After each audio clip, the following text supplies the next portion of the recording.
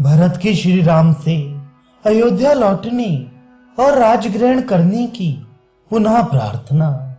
ऐसा अर्थयुक्त वचन कहकर जब श्री राम चुप हो गए, तब धर्मात्मा भरत ने मंदाकिनी के तट पर प्रजावत्सल धर्मात्मा श्री राम से ये विचित्र बात कही। शत्रु दमन रघुवीर, इस जगत में जैसे आप हैं वैसा दूसरा कौन हो सकता है। कोई भी दुख आपको व्यथित नहीं कर सकता। कितनी ही प्रिय बात क्यों ना हो, वह आपको हर्षोत्फुल्ल नहीं कर सकती। वृद्ध पुरुषों के सम्मानीय होकर भी आप उनसे संदेह की बातें पूछते हैं। जैसे मरे हुए जीव का अपने शरीर आदि से कोई संबंध नहीं रहता, उसी प्रकार जीते जी भी वे उनके संबंध से रहित है। जैसे वस्तु के अभाव में उसके प्रति राग द्वेष नहीं होता, वैसे ही उसके रहने पर भी मनुष्य को राग द्वेष से शून्य होना चाहिए। जिसे ऐसी विवेक युक्त बुद्धि प्राप्त हो गई है, उसको संताप क्यों होगा। नरेश्वर, जिसे आपके समान आत्मा और अनात्मा का ज्ञान है, वही संकट में पड़ने पर भी विषाद नहीं कर सकता।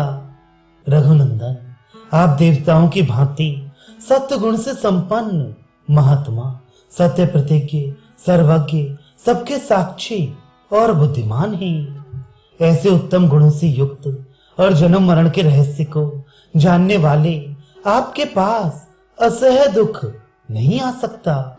जब मैं परदेश में था, उस समय नीच विचार रखने वाली मेरी माता ने मेरे लिए जो पाप कर डाला, वह मुझे अभीष्ट नहीं है।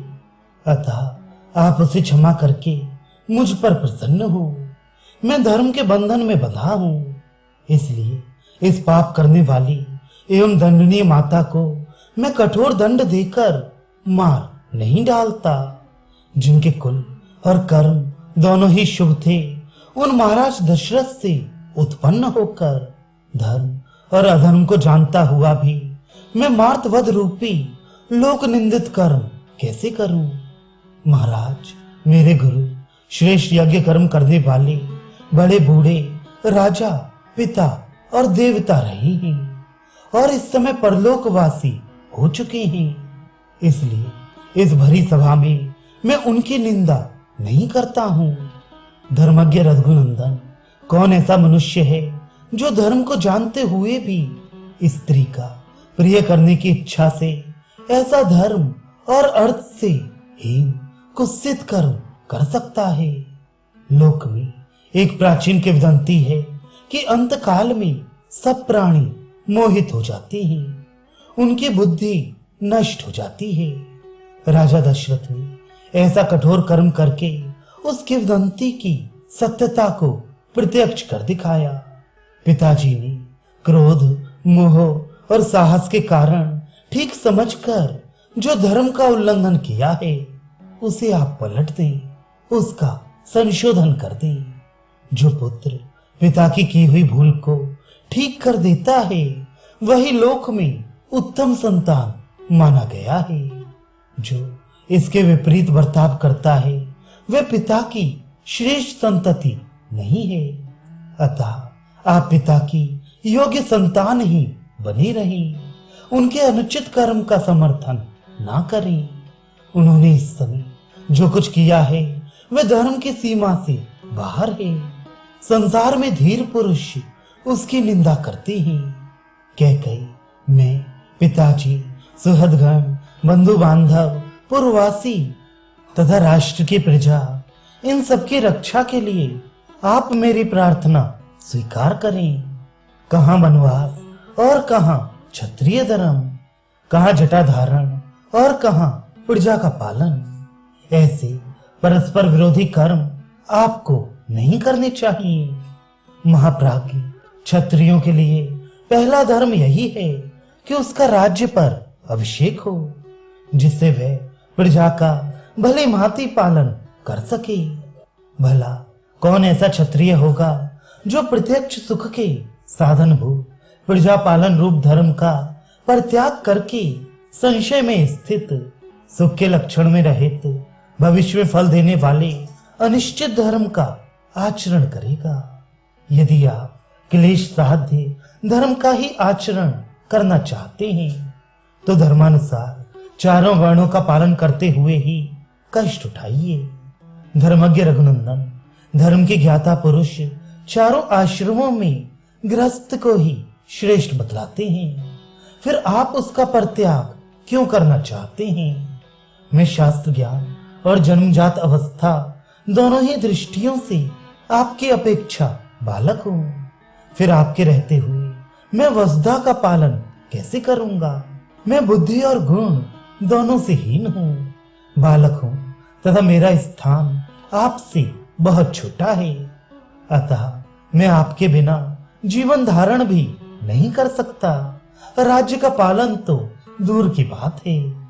धर्मज्ञ रघुनंदन पिता का ये सारा राज्य श्रेष्ठ और निष्कंटक है, अतः आप बंधु बांधवों के साथ स्वधर्मानुसार इसका पालन कीजिए। मंत्रज्ञ रघुवीर मंत्रों के ज्ञाता महर्षि वशिष्ठ आदि सभी ऋत्विज तथा मंत्री सेनापति और प्रजा आदि सारी प्रकृतियां यहाँ उपस्थित हैं। ये सब लोग यहाँ आपका राज्याभिषेक करें। हम लोगों के द्वारा अभिषिक्त होकर आप मरुद गणों से अभिषिक्त हुए। इंद्र की भांति वेग पूर्वक सब लोगों को जीतकर प्रजा का पालन करने के लिए अयोध्या को चले। महादेवता ऋषि और पितरों का ऋण चुकाएं, दुष्ट शत्रुओं का भली भांति दमन करें तथा मित्रों को उनके इच्छानुसार वस्तुओं द्वारा तृप्त करते हुए आप ही अयोध्या में मुझे धर्म की शिक्षा देते रहें। आर्य आपका अभिषेक संपन्न होने पर सुहृदगण प्रसन्न हो और दुख देने वाले आपके शत्रु भयभीत होकर दसों दिशाओं में भाग जाएं। पुरुष प्रवर आज आप मेरी माता के कलंक को धो पहुंचकर पूज्य पिताजी को भी निंदा से बचाइए। मैं आपके चरणों में माथा टेक कर याचना करता हूँ, आप मुझ पर दया कीजिए। जैसे महादेव जी सब प्राणियों पर अनुग्रह करते हैं, उसी प्रकार आप भी अपने बंधु बांधवों पर कृपा कीजिए। अथवा यदि आप मेरी प्रार्थना को ठुकराकर यहाँ से वन को ही जाएंगे तो मैं भी आपके साथ जाऊंगा। गिलानी में पड़े हुए भरत ने मनोभिराम राजा श्री राम को उनके चरणों में माथा टेक कर प्रसन्न करने की चेष्टा की, तथापि उन सत्वगुण संपन्न रघुनाथ जी ने पिता की आज्ञा में ही दृढ़ता पूर्वक स्थित रहकर अयोध्या जाने का विचार नहीं किया। श्री रामचंद्र जी की वह अद्भुत दृढ़ता देखकर सब लोग एक ही साथ दुखी भी हुए और हर्ष को भी प्राप्त हुए। ये अयोध्या नहीं जा रहे हैं, ये सोचकर वे दुखी हुए और प्रतिज्ञा पालन में उनकी दृढ़ता देखकर उन्हें हर्ष हुआ। उस समय ऋत्विजपुरवासी भिन्न भिन्न समुदाय के नेता और माताएं अचेत सी होकर आंसू बहाती हुई पूर्वोक्त बातें कहने वाली भरत की भूर भूर प्रशंसा करने लगी और सबने उनके साथ ही योग्यता अनुसार श्री राम के सामने विनीत होकर उनसे अयोध्या लौट चलने की याचना की।